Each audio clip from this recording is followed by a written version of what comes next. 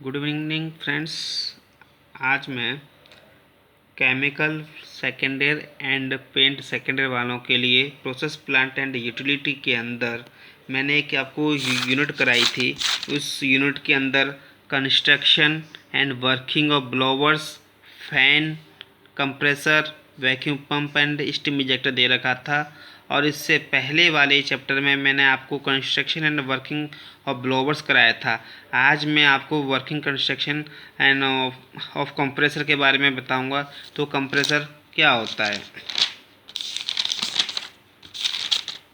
तो देखिए compressor compressor का जो मुख्य कार्य होता है वो हमारी जो गैस होती है या एयर होती है उसको कंप्रेस करके एक वांछित दाब पर आपूर्ति करना होता है।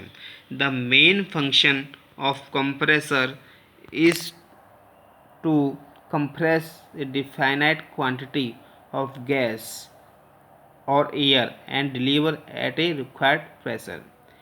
यानी कि एयर को कंप्रेस करना, फिर उसको जहाँ पर आवश्यकता है उसको वहाँ पर सप्लाई करना। जैसे कि आप सभी देखते हैं, जैसे कि हम गाड़ियों के टायरों में हवा भरवाते हैं तो वो जो हवा जाती है वो हवा हमारी कंप्रेस हवा होती है। पहले उस एयर को कंप्रेस किया जाता है, उसके बाद में इस एयर को कंप्रेस करके हमारे टायर में डाला जाता है।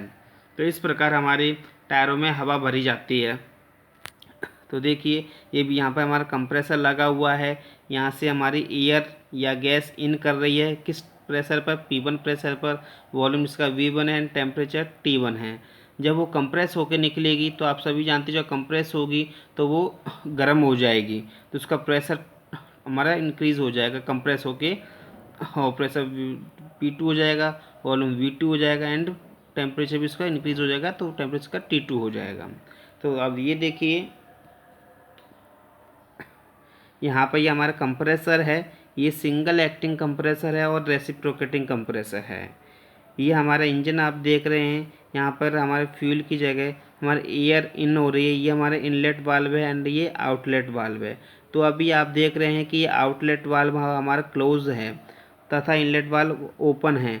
जब ये हमारा पिस्टन टॉप डेड सेंटर से नीचे की तरफ, बॉटम डेड सेंटर की तरफ आएगा, ऊपर से नीचे की तरफ, जैसे कि आप देख रहे हैं ये नीचे की तरफ आ रहा है। यहाँ से अब एयर इन कर रही है तो ये सभी इसमें एयर भरी हुई है और ये नीचे आएगा हमारा नीचे, और एयर हमारी आती जाएगी और एयर का जो आयतन है वो बढ़ता जाएगा।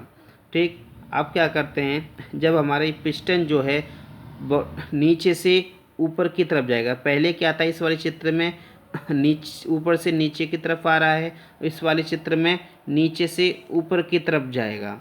जब ये पिस्टन हमारा ऊपर नीचे से ऊपर की तरफ जाएगा उस कंडीशन में क्या होगा, जो हमारा इनलेट वाल्व है वो बंद हो जाएगा।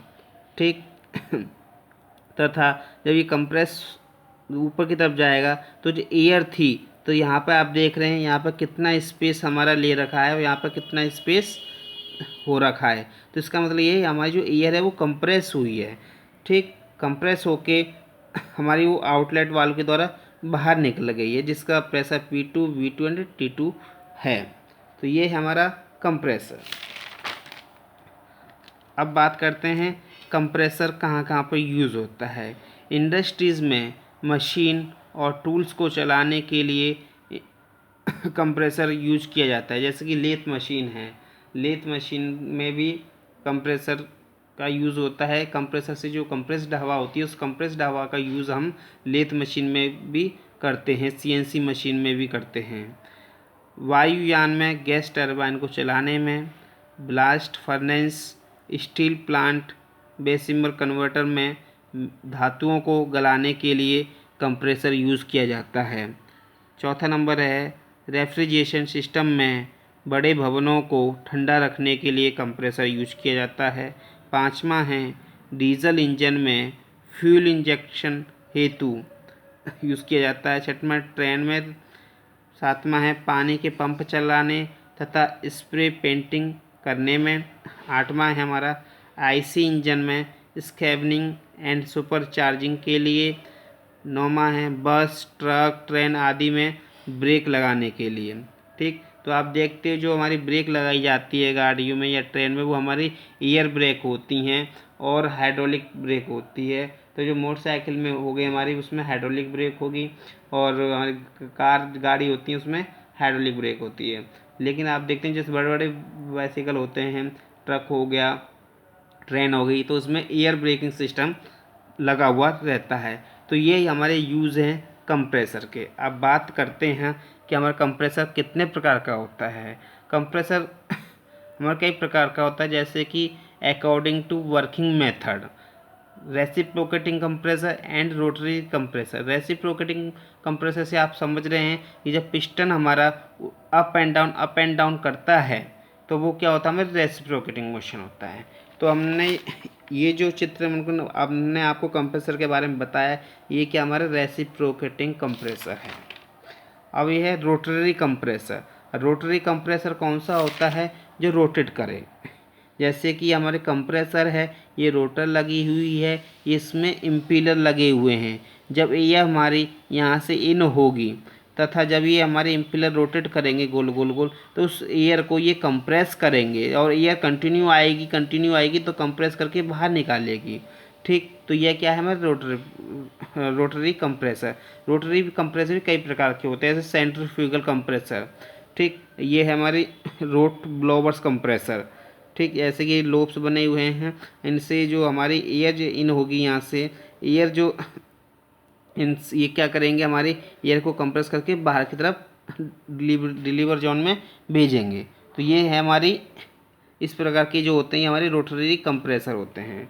जैसे कि आपने देखा होगा जैसे हम खेतों में पानी लगाते हैं तो वहाँ पे कंप्रेसर यूज़ होता है इस टाइप का, आपने इंजन में देखा होगा, पानी को नीचे से ऊपर चढ़ाने के लिए। तो वो भी क्या है हमारा, वो पंप है, तो वो पंप होती है उसी प्रकार। एक कंप्रेसर भी हमारे इसी प्रकार के होता है, वहाँ उसमें पानी यूज़ हो रहा है, इसमें एयर यूज़ हो रही है। ठीक, ये हो गया हमारे rotary compressor.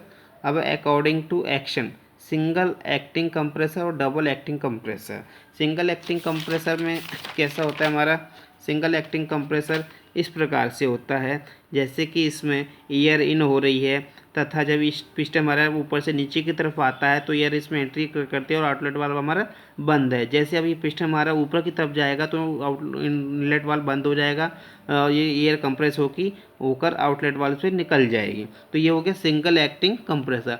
Double acting compressor में क्या होता है, जैसे कि ये जो चित्र है वो हमारे डबल एक्टिंग कंप्रेसर का है। जैसे कि एक कंप्रेसर इधर लगा हुआ है, एक कंप्रेसर इधर लगा हुआ है। तो यहाँ से जो हमारी एयर इन कर हो रही है हमारी, इसका प्रेशर P1 V1 T1 है, कंप्रेस होके बाहर जा रही है। अब हमें इसको यूज़ में ना लेके इस कंप्रेस एयर को अगेन दूसरे कंप्रेसर में भेज रहे हैं, एयर जो फ्रेश एयर की तौर पे, तथा इसका जो कंप्रेसर है वो और ज़्यादा हाई प्रेशर हो जाएगा हमारा, उसका वॉल्यूम टेम्परेचर भी हाई हो जाएगा। तो ये जहाँ पर हमें हाई प्रेशर की रिक्वायरमेंट होती है वहाँ पर डबल एक्टिंग कंप्रेसर लगा हुआ होता है। अब आते हैं अकॉर्डिंग टू प्रेशर, कि हमें किस प्रेशर के हिसाब से हमें कंप्रेसर चाहिए। Low pressure compressor, medium pressure compressor, high pressure compressor. एक अब आता है चौथा, अकॉर्डिंग टू कैपेसिटी, हमें किस कैपेसिटी का चाहिए। अगर हमें कम उसके लिए चाहिए, जैसे कि छोटे से प्लांट के लिए चाहिए, छोटी सी मशीन के लिए चाहिए, तो उसके लिए लो कैपेसिटी का सफिशेंट रहेगा। उसके लिए हाई कैपेसिटी का लेने की हमें आवश्यकता ही नहीं है। जब बड़ी बड़ी मशीनें हैं हमारी उसके लिए हमें हाई कैपेसिटी कंप्रेसर की आवश्यकता पड़ती है, और मीडियम कैपेसिटी कंप्रेसर, ये अकॉर्डिंग टू कैपेसिटी। अब चलते हैं अकॉर्डिंग टू ड्राइव, यानी कि जो कंप्रेसर है वो किस किस चीज़ को चलाने के लिए यूज़ किया जाता है। जैसे स्टीम इंजन को चलाने के लिए कंप्रेसर यूज़ किया जाता है, स्टीम टरबाइन को चलाने के लिए कंप्रेसर यूज़ किया जाता है, इलेक्ट्रिक मोटर को भी चलाने के लिए कंप्रेसर यूज़ किया जाता है, आईसी इंजन को भी चलाने के लिए कंप्रेसर यूज़ किया जाता है। तो ये थे हमारे अकॉर्डिंग टू ड्राइव। तो ये है हमारे कंप्रेसर के बारे में।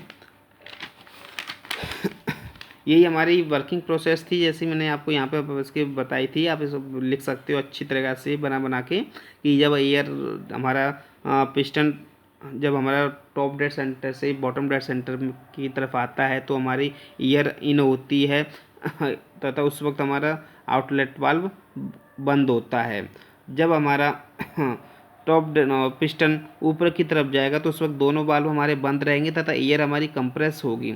ठीक, फिर एक पोजीशन ये आएगी जब हमारा आउटलेट वाल्व खुल जाएगा और इनलेट वाल्व बंद रहेगा, तो वो कंप्रेस एयर हमारी बाहर की तरफ निकल जाएगी। जहाँ पर हमें यूज़ करना है उस हमको उसका यूटिलाइज कर सकते हैं।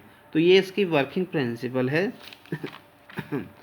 कंप्रेसर। और अगले चैप्टर में मैं आपके लिए फ़ैन के बारे में लेके आऊँगा।